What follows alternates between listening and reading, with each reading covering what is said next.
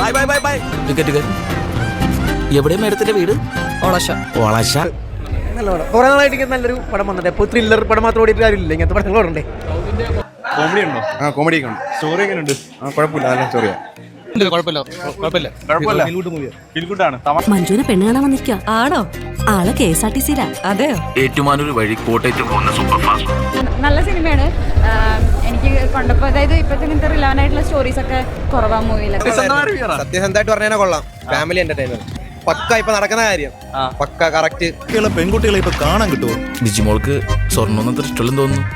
ഇതൊന്നും എന്റെ അടുത്ത് പണയം വെക്കാൻ ചോദിക്കരുത് കേട്ടോ. അച്ഛൻ ചോദിച്ചപ്പോലും ഞാൻ കൊടുക്കൂല.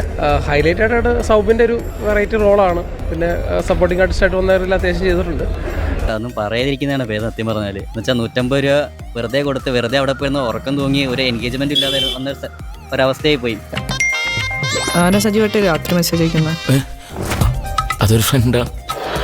സത്യം പറഞ്ഞാൽ എനിക്ക് അങ്ങനത്തെ സ്വഭാവമൊന്നുമില്ല. കുഴപ്പമില്ല, കണ്ടോണ്ടിരിക്കാൻ പറ്റുമോ? നല്ല പടമാണോ? കുഴപ്പമില്ല. കോമഡി ഉണ്ടോ അതോ തമാശ?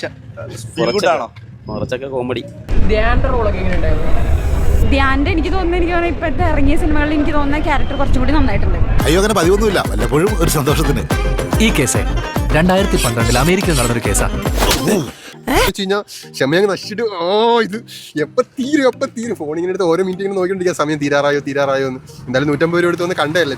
ഒരു ഫാമിലി സ്റ്റോറിയാണ്. ഭാര്യാഭർത്തൃ ബന്ധങ്ങളും അതിനിടയിൽ ഉണ്ടാകുന്ന പ്രശ്നങ്ങളും അങ്ങനെയുള്ള ഒരു കുഞ്ഞു സിനിമ, ഒരു വൺ ടൈം വാച്ചുള്ള ആയിട്ടുള്ള സിനിമ. പിന്നെ കാശിന്റെ കാര്യം മാത്രമല്ലോ സാറേ, ഇങ്ങനെ ഒരു കേസ് തന്നെ ഞാൻ ആദ്യമായിട്ട് കേൾക്കും. അടിപൊളിയായിരുന്നു, നല്ല ഇഷ്ടപ്പെട്ടു. വ്യത്യസ്ത കുഴപ്പമില്ല. യാത്രക്കാരുടെ ശ്രദ്ധയ്ക്ക് ഒരു സന്തോഷ വാർത്തയുണ്ട്.